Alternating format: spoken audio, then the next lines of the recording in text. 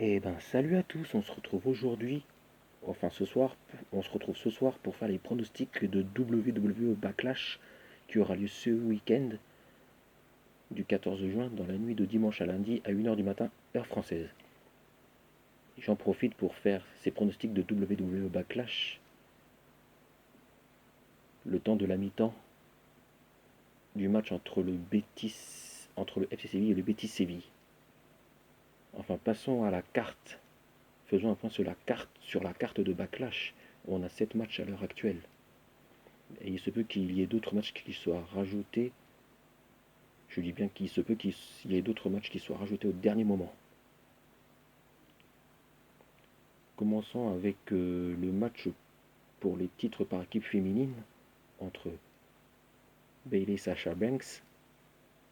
Entre Bayley et Sasha Banks, excusez-moi, pour le pour, pour le trop de phrase, face à, je dis bien Bayley et Sasha Banks face aux Iconics et face à Alexa Bliss et Nikki Cross.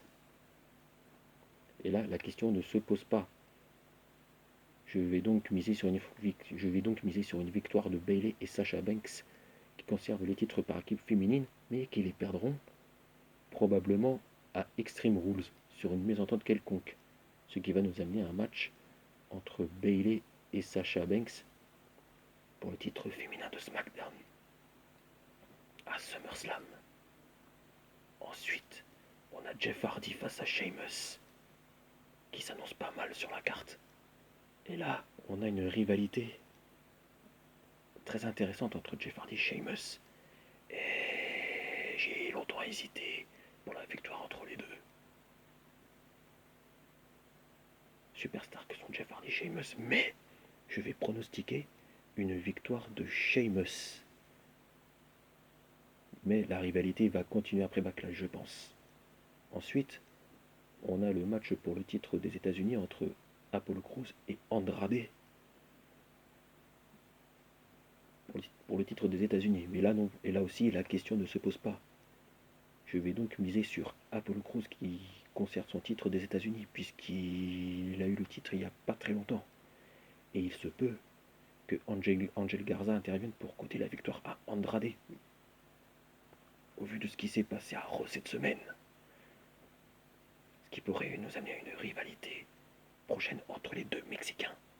Donc je vais miser sur une victoire de Apollo Crews qui reste champion des États-Unis. Ensuite, on a le championnat féminin de Raw entre Asuka et Nia Jax. Et là, la question ne se pose pas, vu qu'on a eu le teasing d'un futur match entre Asuka et Charlotte Flair. Donc, je vais dire victoire de Asuka. Je vais dire victoire de Asuka qui conserve son titre féminin de Raw ce week-end à Backlash. Et par la suite, je pense que, vu les gros plans prévus pour Charlotte, je pense que Charlotte récupérera le titre féminin de Raw face à Asuka, soit à Extreme Rules, soit à SummerSlam.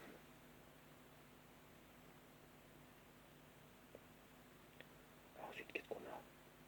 Ah oui, ensuite on a le match pour le titre universel entre Braun Strowman face à John Morrison et le Miz. Et là, la question ne se pose pas, donc je vais miser sur une victoire de Braun Strowman qui reste champion universel. Vu que la rivalité entre Braun Strowman et The Bray Wyatt va être relancée après Backlash. Et là, même il se peut que The Fiend intervienne pour attaquer Strowman après le match à Backlash pour que la rivalité soit relancée entre Braun Strowman et The Fiend, qui devrait se conclure à Extreme Rules, selon les rumeurs si je ne dis pas de bêtises. Ensuite, on a le match pour le titre de la WWE entre Drew McIntyre et Bobby Lashley. Et là, j'avoue que Bobby Lashley est dans une meilleure période à la WWE. Il est bien dans une meilleure période à la WWE grâce à son entente avec MVP. Mais toutefois, même si Drew McIntyre aura un peu de challenge match face à Bobby Lashley. Je vais dire victoire de Drew McIntyre, qui reste champion de la WWE, et cela jusqu'à SummerSlam au moins. Donc je vais dire victoire de Drew McIntyre pour le titre de la WWE, ce qui fait que je vais dire Drew McIntyre reste champion de la WWE jusqu'à SummerSlam au moins. Et ensuite on en vient au plus grand match de tous les temps entre Edge et Randy Orton. Et là où j'ai eu une grosse hésitation pour le pronostic de la victoire finale entre Edge et Randy Orton, qui sont les deux superstars légendaires de la WWE. Mais toutefois, je vais dire victoire de Randy Orton pour qu'on soit à égalité un partout entre Edge et Orton, pour qu'on ait le label, c'est-à-dire le troisième et dernier match, le chapitre final entre les deux légendes, superstars légendaires que sont Edge et Randy Orton, à SummerSlam.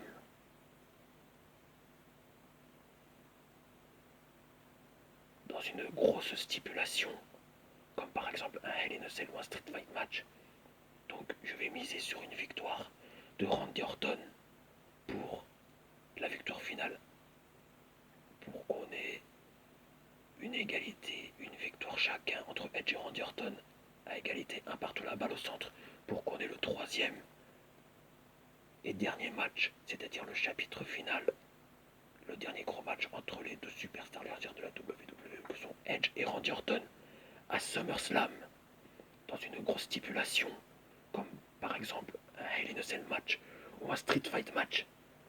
Bon bah voilà, ce fut un plaisir d'avoir fait cette vidéo avec vous. On se retrouve pour de prochaines vidéos. Et je souhaite une bonne soirée à tous. Et bonne deuxième période entre le FC Séville et le Betis Séville dans le derby de Séville pour la reprise de la Liga. Et bonne soirée à tous. Allez, salut, bye bye.